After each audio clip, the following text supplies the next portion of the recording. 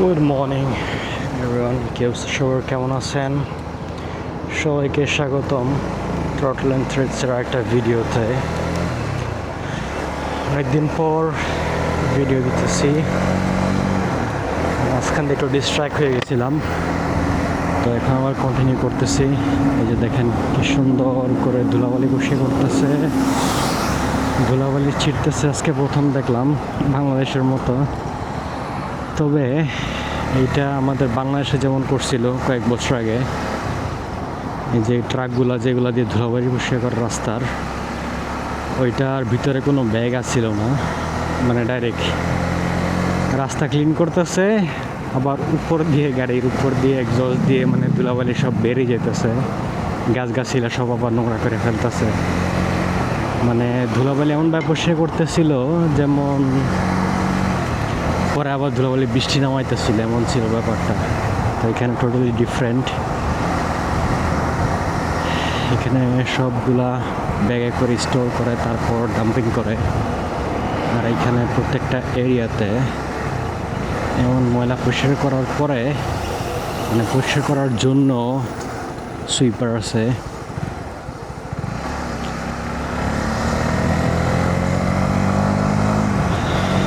তো এইগুলাই এইসব দেশ সুন্দর রাখার মূল কারণ, সবগুলা গুছানো, সবাই সব কিছু সুন্দর করে রাখে, পরিপাটি করে রাখে।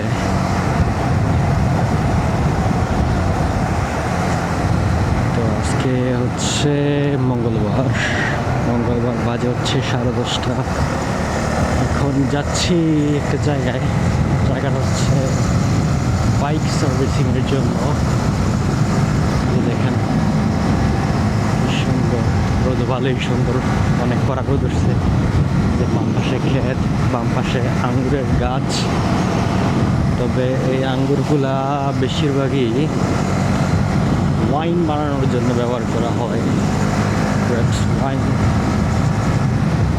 এমনিতে বিক্রিও করে, সুইট ওয়াইন যেগুলো আছে, মোস্টলি ফর ওয়াইন। ভালোই গরম লাগতেছে। তো বাইকটা কত রান করছে? 11,000। এই ব্যাপার কি? 14,000। এবার কি বাইকটা কি আগে সার্ভিস?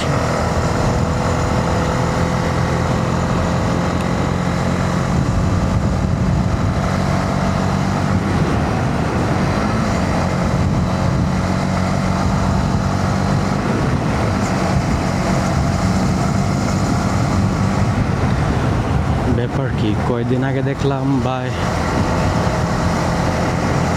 11,994। আমার বাইক তো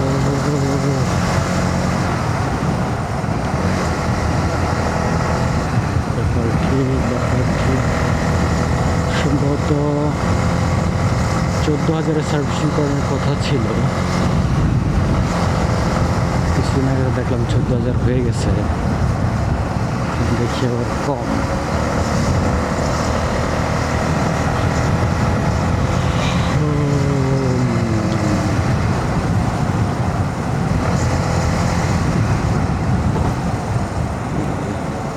রাস্তার মধ্যে পাইপ ছিল, পাইপের মধ্যে চলে গেছি, পায়ের মধ্যে লাগছে। ব্যাপার কি, গাড়ির কিলোমিটার সবার বাড়ায় সার্ভিসিং করা, আর আমারটা যেমন কমলে এমন লাগতেছে কে? If I am not wrong, এটা তো 14,000 থাকার কথা ছিল, 14,000 উপরে। এখন দেখতেছি 11,900।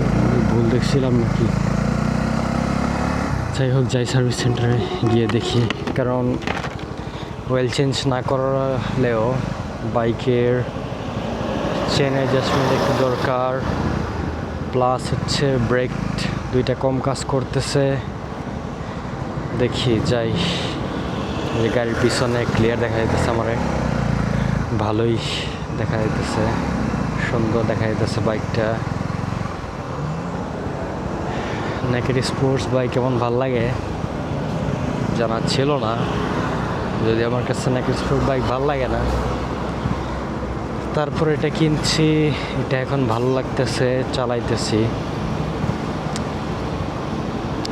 নর্মালি সার্ভিসিংয়ের জন্য আমি আরেকটা গ্যারাজে যাই, প্রেফার করি, মানে ডিলার্স গ্যারাজ যেটা গর্ডনস মোটর। তবে এবার একটা ডিফারেন্ট ফেমাস একটা গ্যারাজ যাইতেছি, যেটা হচ্ছে টিওস গ্যারাজ।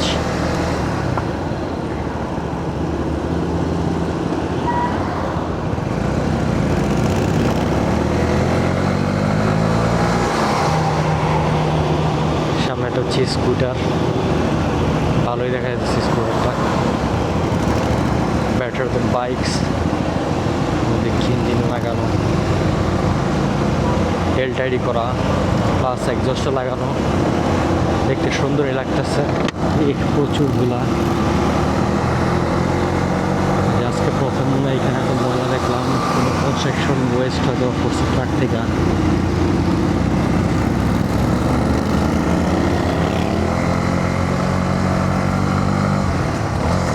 তো আজকে ছিল দুইটা কাজ সার্ভিসিংয়ের জন্য। টায়ারটাও দুইটা চেঞ্জ করতাম, ফ্রন্ট অ্যান্ড রেয়ার। আর টায়ারগুলো আপগ্রেডও করতাম, কারণ সামনের টায়ারটা চলে গেছে আর পিছনেরটা অলমোস্ট ওভার। কিন্তু চাচ্ছিলাম যে দুইটা একবারে করার জন্য। আমার লাস্ট টিউসডেতে একটা অ্যাপয়েন্টমেন্ট ছিল সার্ভিসিংয়ের প্লাস টায়ার চেঞ্জের। তো টায়ার শিপমেন্টটা হয় নাই, যার কারণে ওটা ক্যান্সেল হয়ে গেছিলো। তো আজকেও ছিল, বুকিং ছিল। তো আজকে ওরা অ্যারাউন্ড 10 থেকে কল করছিল যে mister Islam, sorry but to inform you that your tire wasn't arrived yet, so either you can do that service, normal maintenance service without any tire changes, or you can do them after tire arrives. কিন্তু আজকে আমি বন্ধ নিয়েছিলাম bike সার্ভিসিংয়ের জন্য। Next last টিভিতেও same ছিল, মানে সার্ভিসিংয়ের জন্য। তবে ওর কাছে টায়ার আসে না দেখে ক্যান্সেল করে দিয়েছিলাম। তো চাইছিলাম যে একসাথে করানোর জন্য টায়ার অ্যান্ড বাইক সার্ভিসিং দুইটাই। তো যেহেতু অলরেডি 1 উইক হয়ে গেছে, এখনও আসে নাই। আর সামনের যে কবে আসবে ওরা 2-3 দিন বলছে, কিন্তু গতবারও 2-3 দিন বলছিল, কিন্তু আমি 3 দিন পরে নিচে আরও বাড়ায়। তো এখনও যেহেতু আসে নাই, সামনে আসবে কোনো গ্যারান্টি নাই, যার কারণে অয়েল চেঞ্জটা করে ফেলি, others tyres changing sir others সার্ভিসগুলো করায় ফেলি, ভালো হবে।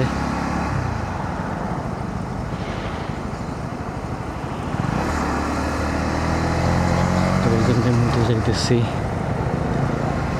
সামনে কি এটা ভোগ 300cc মেবি।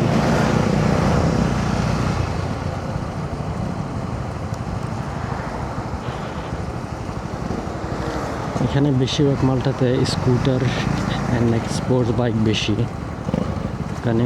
কারণ স্পোর্টস ক্যাটাগরির বাইকগুলো চালানো একটু কী বলে ব্যাক পেন হয়, এই কারণে সবাই প্রিফার করে না। আর এখানে ব্রেক চাপাতে বেশি করতে হয়, তো রাউন্ড যাওয়ার বেশি, কোনাকাবজি বেশি স্পিডিং করা যায় না, যার কারণে সবাই একটা কমফোর্টেবল ভেহিকেল খোঁজে। যার কারণে স্কুটার হচ্ছে বেস্ট। তো আমার কাছে স্কুটার দুই চোখে ভালো লাগে না, তাই বাইক নিলাম। যাই হোক, টিওস গ্যারাজ অলমোস্ট এসে পড়ছি। এই রাউন্ড অ্যাবাউটের পরে রাউন্ড অ্যাবাউট থেকে ইউটার্ন নিয়ে আসবো।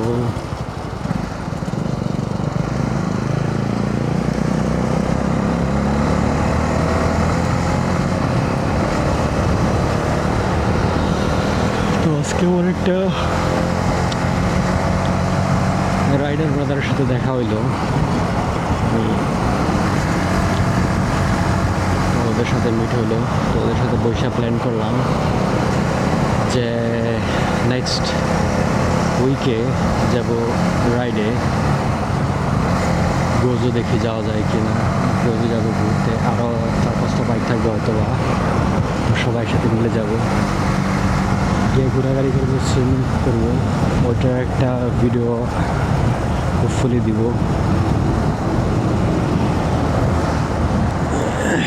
দেখি কন্টিনিউ ভিডিও আপলোড দেওয়ার চেষ্টা করব। যদি এখন মানে তেমন পাওয়া যায় না, কি বলে, গ্রোথ নাই।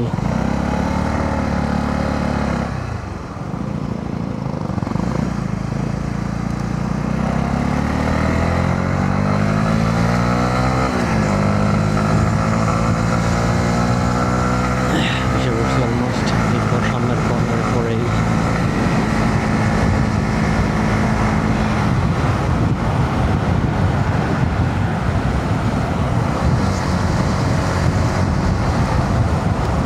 যে এখানে টিওস গ্যারাজ,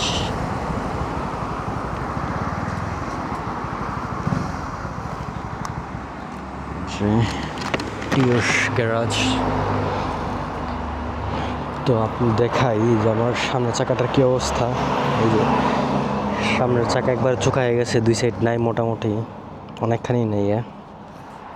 এই রাইট। আর এই যে পিছনের চাকাটার হচ্ছে এই অবস্থা। তো টায়ার দেখি চেঞ্জ করব, আদারওয়াইজ এখানে খুবই রিস্কি, স্লিপ কাটে, কর্নার বেশি শার্প, তো যার কারণে স্লিপ খাওয়ার সম্ভাবনা অনেক বেশি থাকে। তো ঠিক আছে, যাই ভিতরে দেখি কি অবস্থা।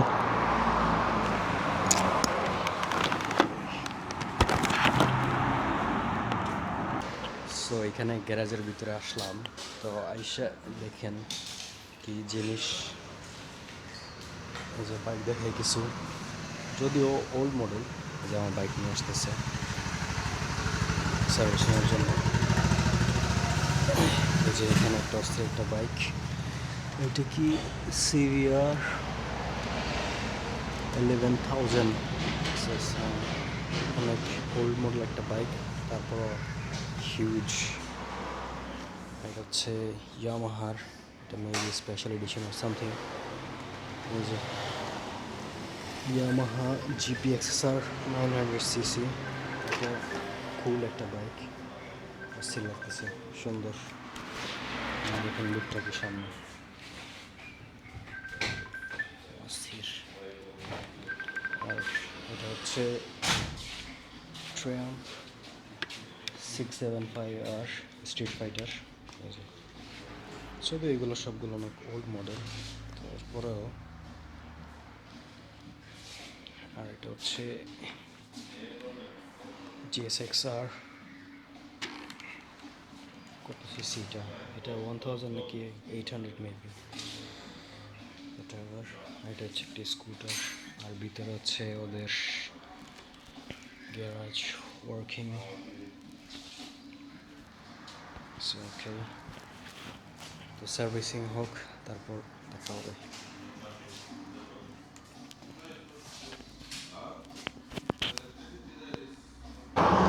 তো বাইক সার্ভিসিং শেষ, ওয়াশ করা হয় নাই, বাইক সার্ভিসিং করা হয়েছে, টায়ারটা চেঞ্জ করা হয় নাই, টায়ারটা এখন এরা হয়েছে না, যার কারণে টায়ারটা আপাতত চেঞ্জ করা যাচ্ছে না। বাকি সবগুলাই অয়েল চেঞ্জ, হ্যাঁ ক্লাসটা ঠিক আছে। এবার দেখা যাক, ব্রেকটাও ঠিক আছে।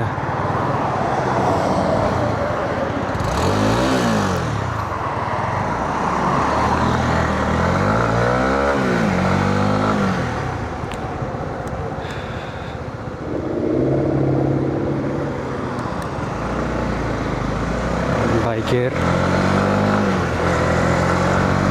রেডি পিক আপটা বাইরে গেছে এমন লাগতেছে, বাইক আরও স্মুথ হয়ে গেছে, এক্সিলারেশন বেটার লাগতেছে, ক্লাচটা একটু হার্ড, বাকি সব ঠিক আছে।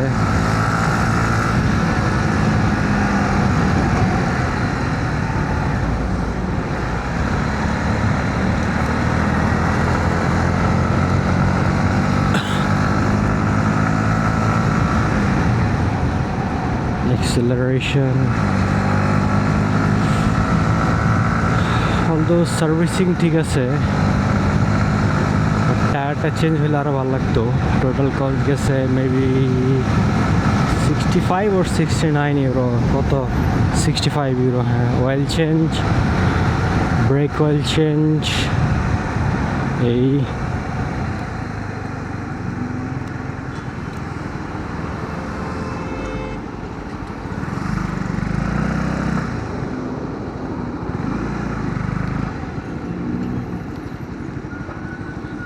ব্যাপার কি? টায়ারে মরতেছে কেন? টায়ার অ্যাডজাস্টমেন্ট কি ঠিক নাই নাকি?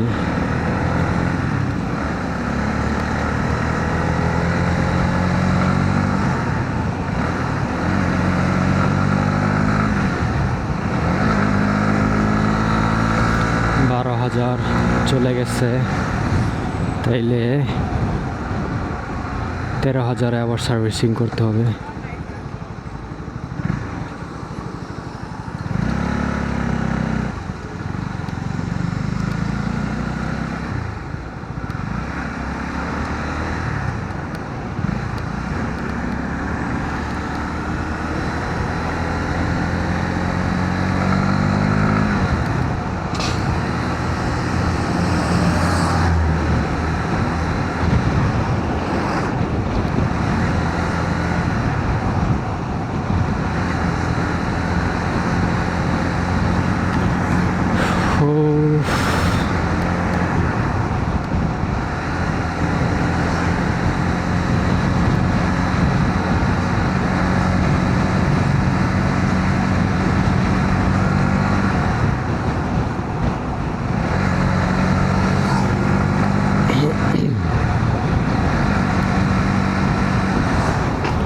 ভাবছিলাম নর্মালি 100 উপরে চলে যাবে, তবে কষ্টটা কমই লাগছে। দেখি সামনে এয়ার ফিল্টারটা আপগ্রেড করবো, স্পোর্টস ক্যাটাগরি এয়ার ফিল্টার লাগাবো। তো ওইটার কস্ট জিজ্ঞাসা করছিলাম কেমন, 120 বলছে ইনস্টলেশন সহ। প্রাইস দেখছিলাম কেএনের না ডিএনের এয়ার ফিল্টার, ওইটার প্রাইস ছিল। ব্রেক দেখি কম ধরে নাকি, কিসের জন্য ব্রেক কম ধরে?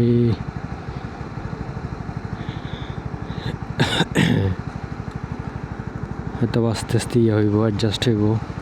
যে পাম্পিং এটা পুরো হইতেছে।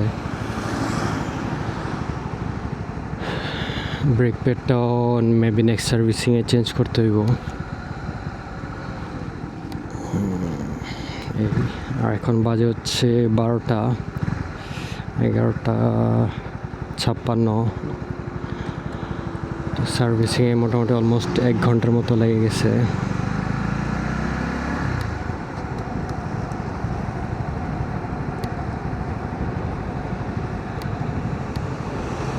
চাকাগুলো মনে আগে সম্ভবত লো ছিল, এখন হাওয়া দিয়ে দিছে, যার কারণে এমন লাগতেছে, আরও ভালো লাগতেছে।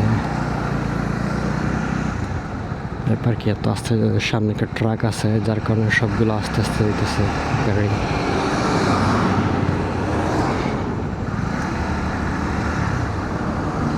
আমি ফাঁক দিয়ে গ্যাপ দিয়ে চলে যাই।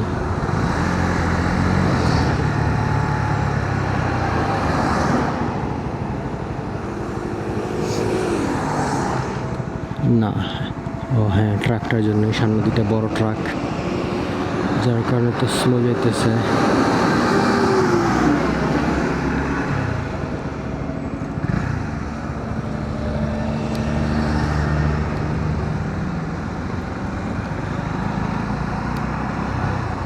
আজকে প্রচুর রোদ লাগতেছে, এখন প্রচুর গরম। রাতে ঘুম কম হয়েছিল, যার কারণে প্রচুর ঘুম পাইতেছে। তো কি বলতেছি না বলতেছি কোনো কিছুই ঠিক নাই।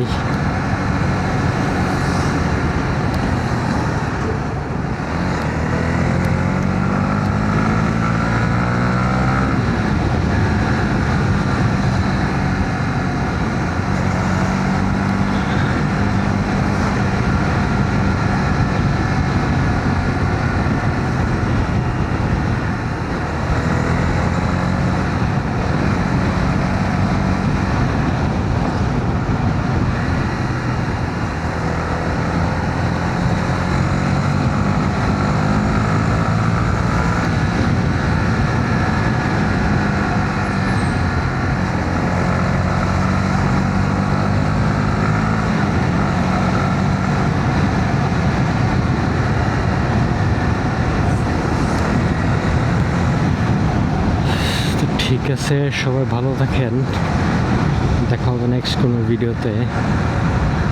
এই গরমে আর কি বলবো, ভালো লাগতেছে না। সামনে এটা কি গাড়ি? একটা স্পোর্টস ক্যাটাগরি গাড়ি। এই যে এটাও বলতেছে, এটার মধ্যে কনফিউশন খেয়ে দিতেছি, মাথা কাজ করতেছে না গরমে। গিয়ে ঠান্ডা পানি খাইতে হইব, একটা স্মুদি খাইতে হইব, তাহলে ভালো লাগবে। ঠিক আছে, সবাই ভালো থাকেন, আল্লাহ হাফেজ।